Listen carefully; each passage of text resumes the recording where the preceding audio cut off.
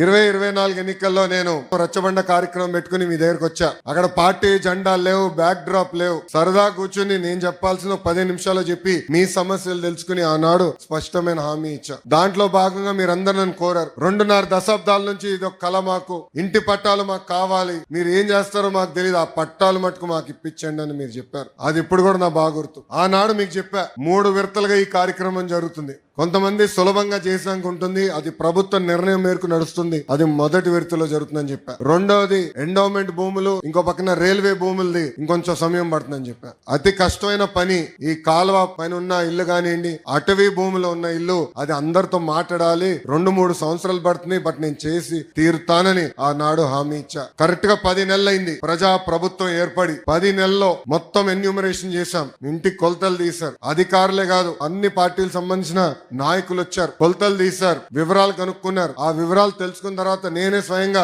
Revenue మంత్రి అనగాని సత్యప్రసాద్ గారితో, గౌరవ ముఖ్యమంత్రి గారితో అనేక సార్లు మాట్లాడి ఏకంగా అది కేబినెట్ కి తీసుకెళ్లి కేబినెట్ లో ఆమోదం తెలిపిన తర్వాతనే ఈ కార్యక్రమం మన ముందర తీసుకెళ్లే పరిస్థితి. మీరందరూ ఒక్కసారి గుండెపై చేపెట్టి ఆలోచించారు. గత 2.5 దశాబ్దాలుగా మీకున్న కళ ఇది. అనేక మంది నాయకులు మీరు కలిశారు. జిరాక్స్ ప్రింటింగ్లకే విపరీతంగా ఖర్చు అయిపోయింది, కాగితాలు ఇచ్చేదానికి ఖర్చు అయింది. అలాంటిది వేదికమైన నాయకులందరం మేము కష్టపడి, మీ దగ్గర ఒక బాటిల్ నీళ్ళు కూడా మేము తాగలేదు, మీకోసం కష్టపడి అవినీతి లేకుండా ఈ రోజు మీకు ఇల్లు పట్టాలు మేము ఇస్తున్నాం. పెద్దలు ఇప్పుడే చెప్పారు, దాదాపు మొదటి విడతలో మార్కెట్ విలువ 1000 కోట్ల విలువైన ఆస్తిని ఈ రోజు మీకు శాశ్వతంగా హక్కు కూటమి ప్రభుత్వం అందజేస్తుంది.